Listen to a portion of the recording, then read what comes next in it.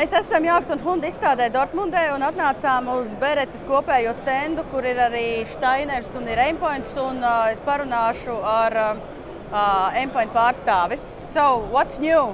We're in Jagd and Hund. What's new for Steiner, I see, and Aimpoint? Aimpoint, yeah. So actually we don't have any news this year because the production is more or less full. So that's a good thing.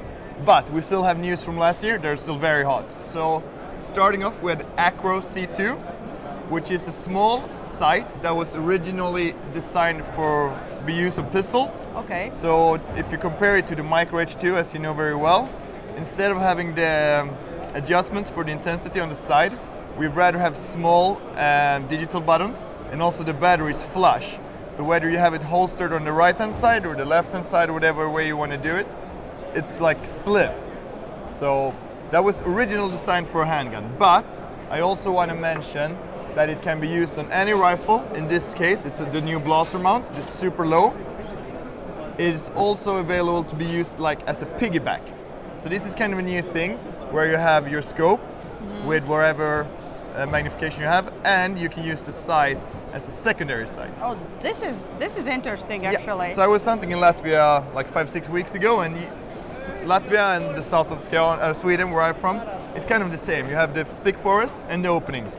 Exactly. So if you go for it, and in a driven hunt, you have to mostly shoot in a very close distance. Most often, yes. But if you get posted, like we were hunting reds, and they ran out on this huge field. So then we could shoot like one with these, but they were still approaching us.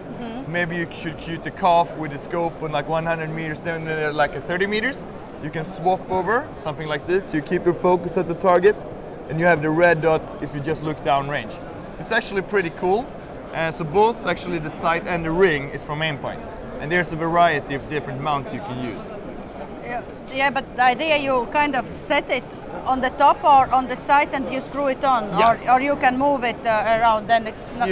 Correct. This is for demo purpose only. So. Okay, yeah. So a quick rundown would be if you prefer to keep your head straight, you can use the scope and then just lift. You'll have the red dot right there, but you will lose your contact with your cheek.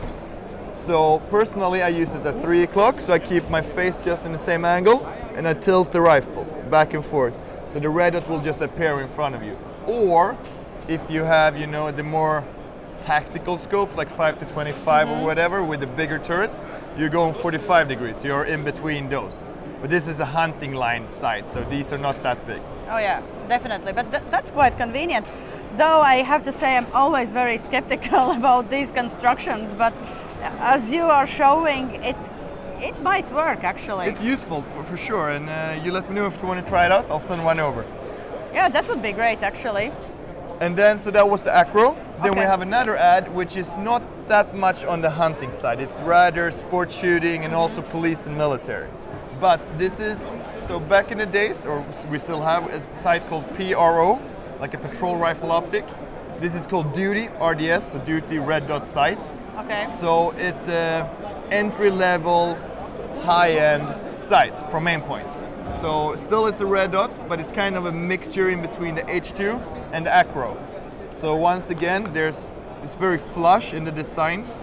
These are used with Torx 10 instead of, as on the H2, you use the hat or the red tool. So, like bottom line, it's a red dot sight at the lower price point. Great quality, but mainly used for ARs and like Picatinny rails, not the fancy Weaver or Svengmontage or so on. But it's a really, really cool sight. Nice little 2 MOA dot with the digital buttons as well. What's about precision? Shooting wise? Yeah. Like since you have the 2 MOA dot, it's very crisp and small, so you can take those longer shots as well. But on an AR platform, it's normally like short to medium distances. And then, of course, you can add the magnifier. Have you seen this? No, I have not. So what it does, you have the normal red dot sight, 0 or 1 magnification, as you would say. You can push this, then you have 3 times magnification. You can take it to the side, and you can take it off if you don't want to have it at all. This is a very interesting It's pretty solution. cool. It is. Once again, it should be mentioned, it's not that common for the hunting rifles because the average rifle would not have Picatinny. It's getting more and more common. But as of now, it's more popular on the ARs, but it is growing on the hunting market as well. Yeah, but that's an option actually. Absolutely. And the price range separately and together? I'm guessing, but I would say around 700 and 800 euros a piece. Okay. So it's high end, but then you have top tier stuff. Yeah, then you're ready for any situations anyway. Absolutely. So that's about it. And then of course we have all the other products like the S1, the one you use for the shotgun. We have the H2, 9000, Hunter.